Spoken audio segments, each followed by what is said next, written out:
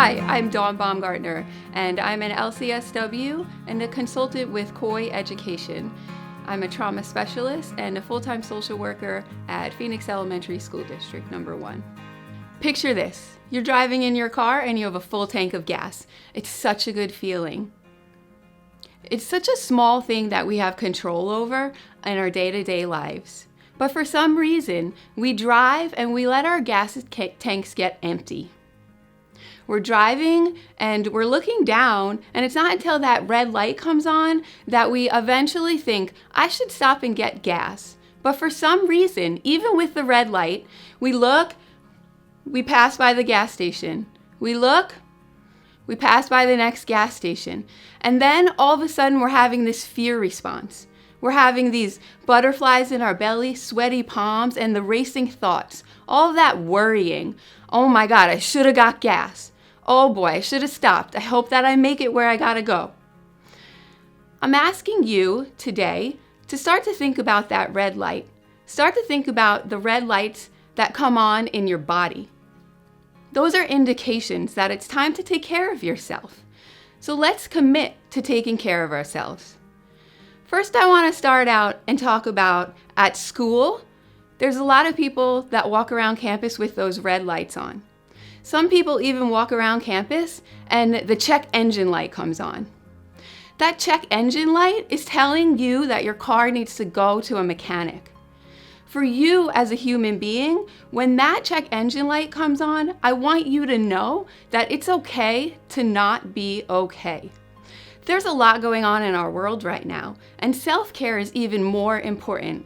I implore everybody to start to consider removing the stigma of behavioral health services. Reach out for help when you need support. Our school districts have EAP programs, and we as workers, we have access to behavioral health. Reach out when you need help. I'm giving you a permission slip to do this. I'm handing out all the permission slips right now. I'm telling you, you have permission to do nothing. You have permission to do something. You have permission to be productive and unproductive. I'm giving you permission to do what makes you feel good or comfortable or calm or normal during these unprecedented times. You have permission to get through this any way that you see fit. I want to talk to you about self-care. If you haven't figured that out, that's what we're here for. Why self-care? As educators, we're really altruistic people. We soak in experience of others like we're a sponge. When kids come into your classroom or to your office and they share with you, I don't have any food at home. My mom, my dad is going to prison. I watch my little sister get abused. We soak that in. And this is what is called vicarious trauma. When left unattended, it becomes compassion fatigue and it becomes burnout. So that's where self-care comes in. But what really is self-care? It's like this huge buzzword lately. Everybody wants you to take care of yourself. What are they really trying to tell you? Self-care is giving attention to your own physical and psychological health. It's taking an active role to preserve your well-being. I'm going to break it down into a really simple model. I'm going to break self-care down into mind, body, spirit. The very first is mind. Self-care for the mind, I believe the first step is self-awareness. Self-awareness is when you can step back and actually notice yourself. You can step back and bear witness to your thoughts, to your feelings, to your actions. And we start to do that without judgment. I'm asking you to put a little bit of a mindfulness practice into your day-to-day. Mindfulness simply means go ahead and be present in whatever you're doing. If you're washing the dishes, fully wash the dishes. Only think about the dishes. If you have an opportunity to sit, you're only sitting. You're letting everything go blank. And as your mind does, it's going to have thoughts come in and you're going to let them go out without judgment. Be solution focused. We can have a lot of negative thoughts and negative conversations with all the pressures that are faced on us. Be flexible and be adaptive. This leads to an optimistic outlook. When we're going through really tough situations, a lot of times we're grieving things, and we're grieving things that we've lost. Search for meaning in these losses. I like to wake up with an attitude of gratitude, and I encourage you to do the same. When you wake up in the morning, that's your first thing to be grateful for. You took a breath and you opened your eyes. Create a gratitude journal, 1 to 3 things that you're grateful for every day. But my very favorite right now is to savor. I was doing some educational coaching, and I was working with a woman, and she said, "Miss Dawn, please don't add another thing to my agenda." And I said, "You know what? I'm not going to. What do you love?" She told me, "I love to drink my coffee." I said, "Awesome.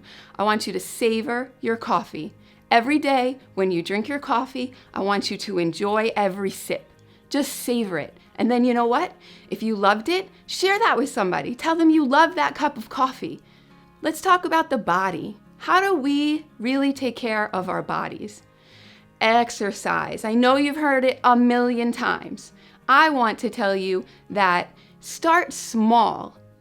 Don't think you're going to do 5 days of exercise if you've only been doing 1. And honor your body for what it's able to do rather than thinking of exercise as a punishment for what you ate. Incorporate a little stretching and yoga, connection to your breath and movement. Eat healthy foods. So if you're putting gas in your gas tank, think about it that way. You're going to put in the premium gas, the middle grade, or the low grade. So I think of premium foods as whole foods. I think of the low grade of foods as foods that come out of packages. I don't want you to have to pick. Come in the middle, meet in the middle. If you eat all processed foods, just add a little healthier stuff. Get that middle grade going. Sleep and rest kind of sink into your natural circadian rhythm. But my most favorite thing that I need to tell you about and ask you to do is to go to the bathroom. Teachers have an amazing bladder, but it's not healthy. Go to the bathroom. The first week that you go back to school, find a buddy that's close to you and tell that buddy that we're going to call each other when we need to go to the bathroom this year. Spirit. It really ties everything together. Mind, body, spirit activities. Spend time in nature. It's really good to be outside and realize that you are just one little piece of this expansive universe. Pray, chant, sing, be creative. Do something that brings joy to your life. Find connection with others. And read inspirational works. Post them around your office. Post them around your school to share with others. Learn how to meditate, but don't think that you're going to do it every day. Once a week, and then build on your small successes. Random acts of kindness, they not only feel good for you, but they feel good for the person that you're kind to. And 9 times out of 10, that person then goes out and is kind to somebody else. So it's a ripple effect.